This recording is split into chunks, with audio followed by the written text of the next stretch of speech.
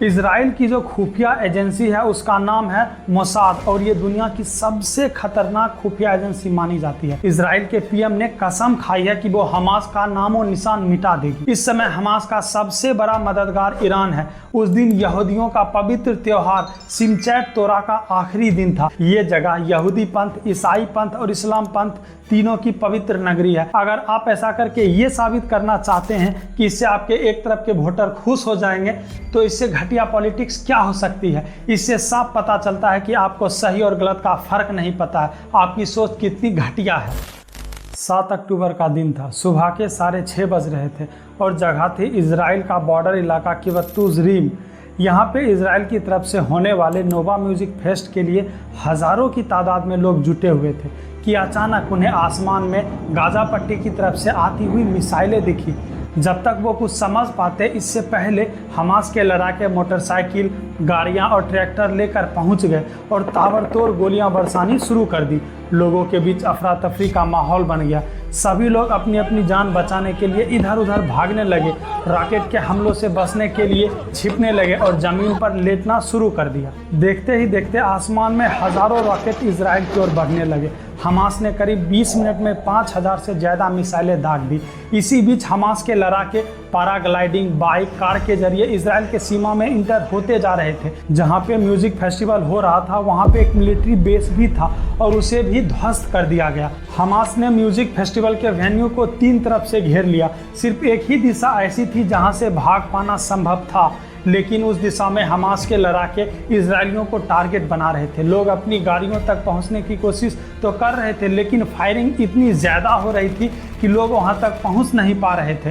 Festival के चलते police और सिक्योरिटी अफसरों की कारों से रोड ब्लॉक हो गया था, जिसके कारण लोग अपनी अपनी गाड़ियों को छोड़कर सड़क और खुले मैदान में ही भागने लगे। चीखते चिल्लाते हुए लोग डर के मारे पेड़ों के पीछे छिप गए और देखते ही देखते सड़क के पास लगी हुई 100 से ज़्यादा कारों को गोलियों से तबाह कर दिया गया। हमास के करीब 50 लड़ाके अपनी यूनिफॉर्म वैन से वहां पहुंचते हैं और नोवा म्यूजिक फेस्टिवल में आए हुए 260 लोगों को मौत के घाट उतार देते हैं और जो लोग भागने की कोशिश करते हैं उन्हें स्नाइपर राइफल से शूट कर दिया जाता है। बात यही खत्म नहीं होती है। इसके बाद उन्होंने कस्बों और गांव में भी घुसपैठ की और दर्जनों लोगों को बंधक बना के बाइक, कार और गोल्फ कार्ट पर बैठाकर उन्हें अपने साथ गाजा ले गए। लड़कियों के साथ रेप किया गया, महिलाओं की हत्या करके उनके शव को निर्वस्त्र करके गाड़ी में रखकर सड़क पर घुमाया गया।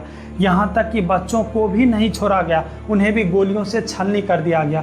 और ये सब करते हुए वो लोग अल्लाहू अकबर का नारा लगा रहे थे। फिर शनिवार की रात को इजराइल के पीएम ये ऐलान करते हैं कि हम अपनी डिफेंस फोर्स की पूरी ताकत का इस्तेमाल करके हमास को बर्बाद कर देंगे। उसके बाद मंजर कुछ ऐसा दिखा। फिर सोमवार के दिन इजराइल ने अपनी सेना को पूरी गाजा पट्टी पर कब्जा करने का आदेश दे दिया।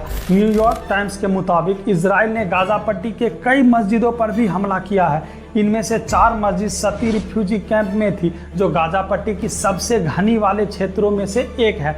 इजराइल सेना का कहना है कि हमास के गाजा में रहीसी इलाकों के कई ठिकाने हैं और वो यहीं से ऑपरेट करता है, जिसमें एक मस्जिद भी शामिल है और उन्होंने उस मस्जिद को भी उड़ा दिया। इजराइल की जो खुफिया एजेंसी है उसका नाम है मोसाद और ये दुनिया की सबसे खतरनाक खुफिया एजेंसी मानी जाती है। इजराइल अब तक गाजा पट्टी में 1700 से ज़्यादा ठिकाने बर्बाद कर चुका है। इजराइल के पीएम ने कसम खाई है कि वो हमास का नामो निशान मिटा देगी। ये वीडियो घर के एक विंडो से ली गई है।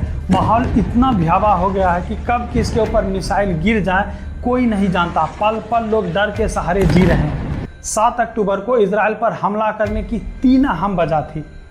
पहली, उस दिन यहूदियों का पवित्र त्योहार सिमचैट तोरा का आखिरी दिन था, जिससे लोग जश्न में डूबे हुए थे। दूसरी, साल 1973 में 6 अक्टूबर के दिन जो जंग हुई थी उसकी 50वीं एनिवर्सरी थी। 6 अक्टूबर 1973 को पड़ोसी देशों ने इजराइल पर हमला किया था।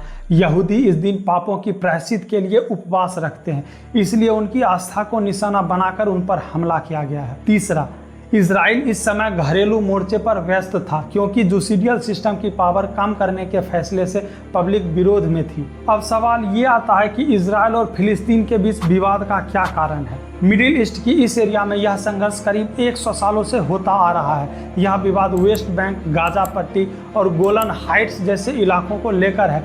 फिलिस्तीन इन इलाकों के साथ साथ पूर्वी जेरूसलम पर भी अपना दावा जताता है। वहीं दूसरी तरफ इजराइल जेरूसलम पर अपना दावा छोड़ने को तैयार नहीं है। जेरूसलम एक अंतर्राष्ट्रीय क्षेत्र है। इजराइल और फिलिस्तीन दोनों जेरूसलम को अपने देश की राजधानी होने का दावा करती है। ये जगह यहूदी पंथ, ईसाई पंथ और इस्लाम पंथ तीनों की पवित्र नगरी है।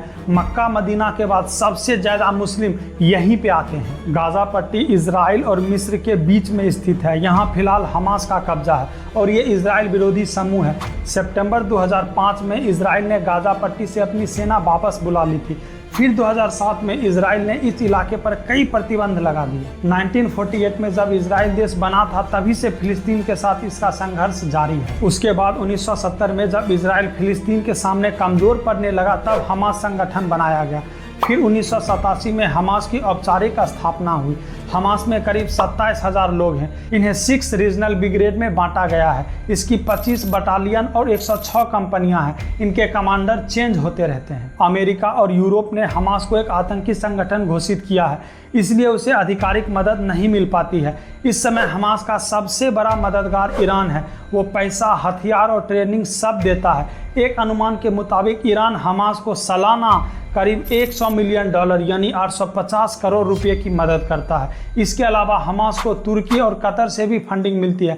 कतर में हमास का एक ऑफिस भी है। फिलिस्तीनी प्रवासियों और फारस की खाड़ी के प्राइवेट डोनर भी इसे फंडिंग करते हैं। कुछ इस्लामिक चैरिटी के जरिए भी इसे फंडिंग मिलती है। गाजा में रहने वाले फिलिस्तीनियों की ज़िंदगी अंतर्राष्ट्रीय मदद पर निर्भर है।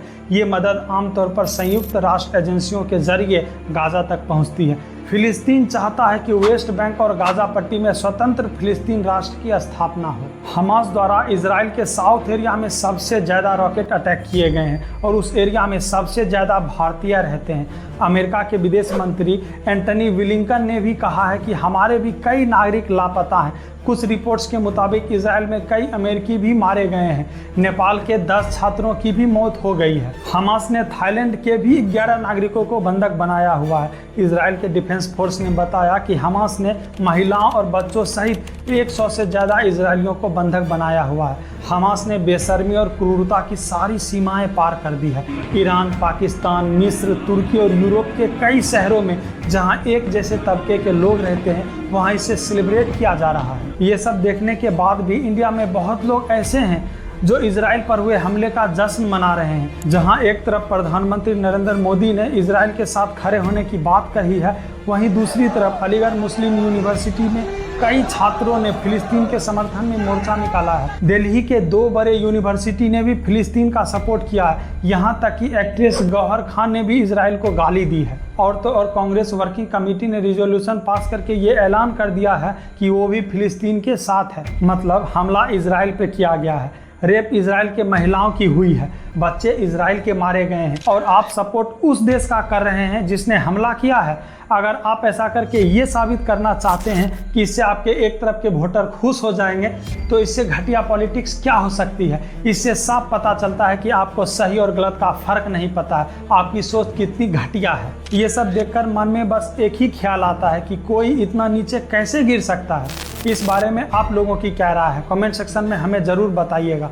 वीडियो अगर अच्छी लगी हो तो अपने दोस्तों के साथ शेयर ज़रूर कीजिएगा और चैनल को सब्सक्राइब करना नहीं भूलिएगा। मिलते हैं अगले वीडियो में, तब तक के लिए जय सिया राम।